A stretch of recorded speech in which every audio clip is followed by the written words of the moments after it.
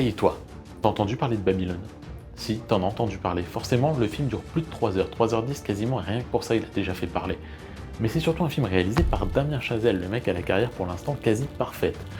Ça commence avec le génial Whiplash, s'enchaîne avec le génial La La Land, avec le très très bon, mais peut-être un poil moins génial, First Man, et s'enchaîne maintenant avec le génial Babylone.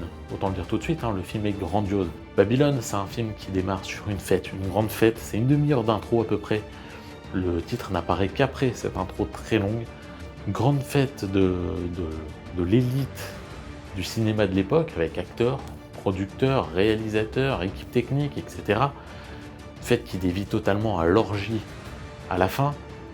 On va même retrouver une personne qui va mourir d'une overdose, parce qu'évidemment il y a de la drogue aussi. On a l'impression qu'on se lance vraiment sur ce type d'histoire, et au final on va être un peu entre les deux. Le film est une sorte d'hommage au cinéma de manière générale. On va notamment assister au passage du muet au parlant, avec ce que ça a pu impacter, notamment les acteurs qui n'ont pas survécu au changement, parce que leur voix était pas bonne, parce qu'ils ne savaient pas jouer avec une voix, mais qu'ils savaient jouer uniquement avec leur corps. Ça va parler aussi de l'importance de la musique dans ce cinéma, et dans le cinéma de manière générale. Ça a toujours été très important pour Damien Chazelle. Avec Whiplash et La La Land, on s'en doute forcément, mais c'était également le cas dans First Man. Ça va rassembler tout ça au sein d'un film qui se termine sur une séquence qui forcément est un hommage géant, même si elle paraît totalement en décalage avec le reste du film. Babylone, il se paye un casting de folie avec Brad Pitt, Margot Robbie, ou dans des seconds rôles, Lucas Haas, Tobey Maguire ou encore Olivia Wilde, et j'en cite seulement certains, il y a aussi Catherine Waterston entre autres.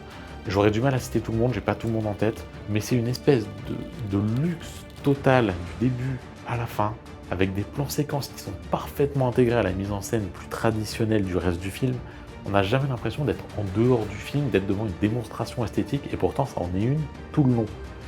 Ça confirme totalement que Damien Chazelle est peut-être le réalisateur le plus intéressant et le plus fort de ces dernières années. Alors après, il faut accepter en effet de suivre les 3h10 de film, 3 heures si on enlève le générique, mais c'est vraiment un plaisir de les regarder de bout en bout, puisque tout ou presque est parfait, à part peut-être une ou deux petites longueurs. Babylone, c'est vraiment le grand film de cette année, il est sorti dès janvier. Je vous invite donc à le voir, et à me laisser votre avis sur le film pour qu'on puisse en discuter. Et en attendant, moi je vous souhaite une bonne journée à toutes et à tous. Tranquilo, tranquilo, señor.